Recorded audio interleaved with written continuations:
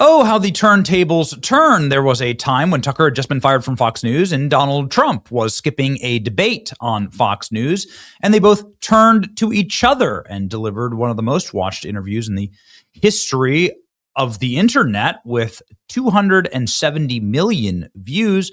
Tucker and Trump together. Debate night, but we're not in Milwaukee. For that epic intro. Mr. President, thanks for joining us.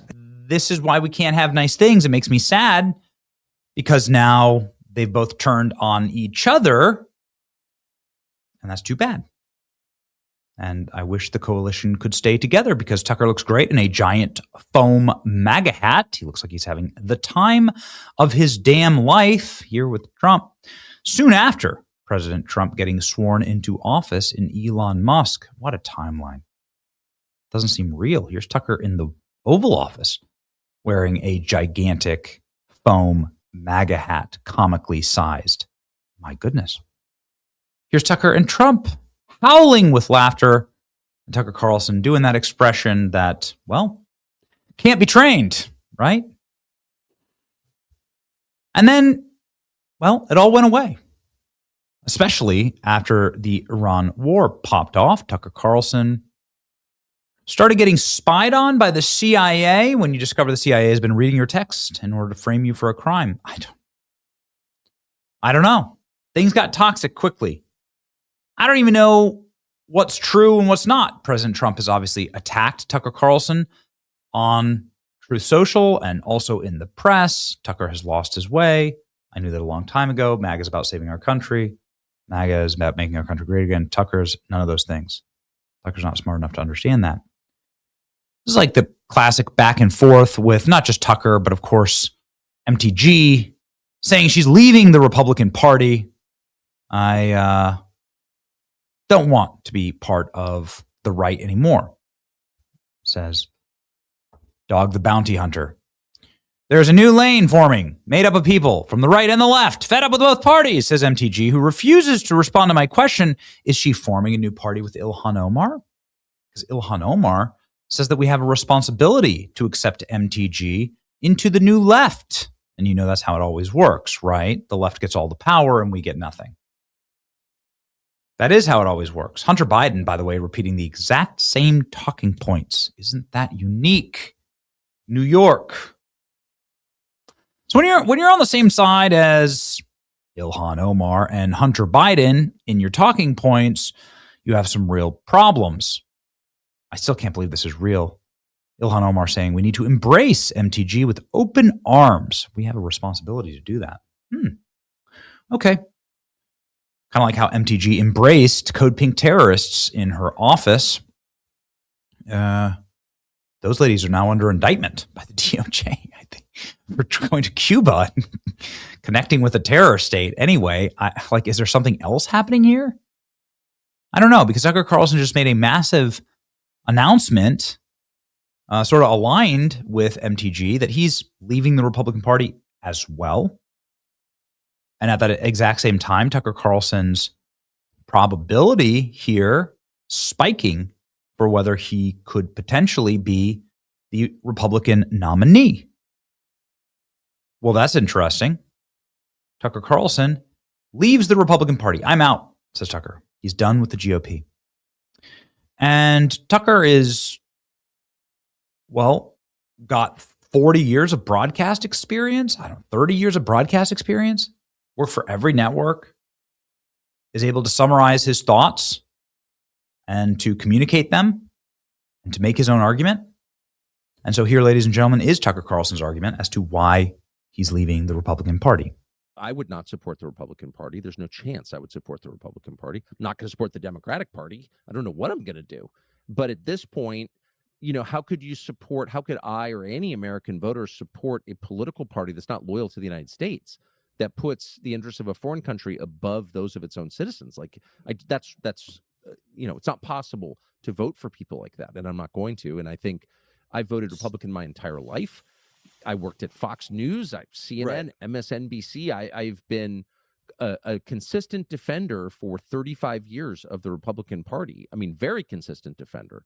But there's no defending this because it's immoral, and it's exactly the opposite of what a political party in a democracy is charged with doing, which is representing its own voters, its own citizens, its own nation, and they're not doing that. So no, I'm out. And if I'm out, then I think a lot of other people are out. So what did you think about that? I think it's sad. And the reason why I think it's sad is because there is a political reality in this country. You can see here Tucker Carlson at 7% polling for the presidency. There's a political reality in this country. I didn't make the rules, but it is a two-party country and a two-party system. And it's run by an enormous amount of money and interests to keep it that way. And I'm not one to admit defeat, but I am one to admit political realities. And the political realities is that we have one team or the other. And every time that you are fighting against the Republican Party, you're fighting for the left. And unfortunately, in politics, if you wish to actually make a change or you wish to accomplish something, you must choose the lesser of two evils, because our political systems are created by men, and men are fallible and often evil and are flawed horribly. And because we live inside of those systems, and we always have, you have to do your best within the system where you can actually accomplish the most. Electing Kamala Harris in 2024 would not have done any good for our nation. And to say that it would have, or that you wish it had been Kamala, is disconnected entirely with reality.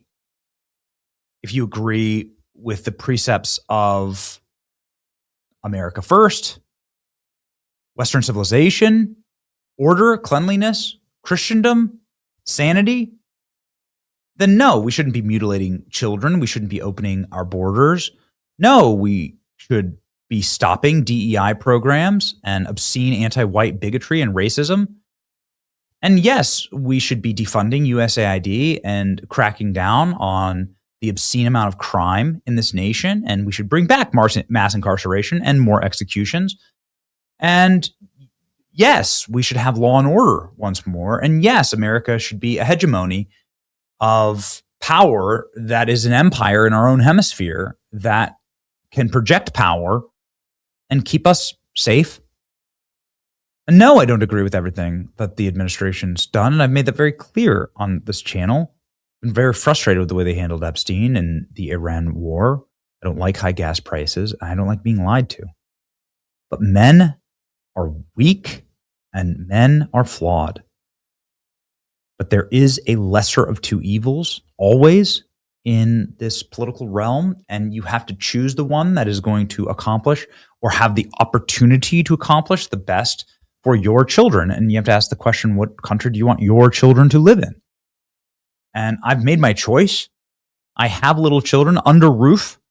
They're not adults yet. I find that oftentimes the thing that separates someone from this reality is hyper-focus on one singular issue, almost getting hypnotized by one issue or one foreign nation, and not having anything to fight for. Like, I have little kids that I am completely responsible for the country that I leave them. And they're little and they're innocent and they're totally helpless right now. And so I have to fight the best that I can with the tools that I got in order to fix this country, because it's all I got. It's all I have. So I have to fight within the Republican Party and the Trump administration. And I love so many things that the Trump administration has done. Like a brother and a friend, I push in good faith in order to fix the things that I disagree with. But I stay within the party. I stay within the conversation by realizing that joining with the other side or attacking my side or just bowing out and blackpilling everyone only helps the people that want the destruction of my children and my nation, which the left does. It's been demonstrated. And so that's where my heart is. That's why I won't be crashing out. I won't be leaving. And I won't be throwing temper tantrums about it. You know, it's fashionable to do that, and you get a lot of headlines, but I'm not going to do it. I have too much to lose. Some people don't. Some people are already rich forever. They've already got theirs. They've already, have a pile of cash and money and sit on a throne of gold, and that's great for them. Not a jealous person. I don't care. But I still have to fight for my children's future. Nothing is secure. And I wish more people thought like that. I think is a clarifying thing. And it makes the decision for me very easy. So we're going to keep fighting for America first. And we care about you, and we thank you for watching this channel and helping us in that fight. It's your boy Benny. Like, share, and subscribe.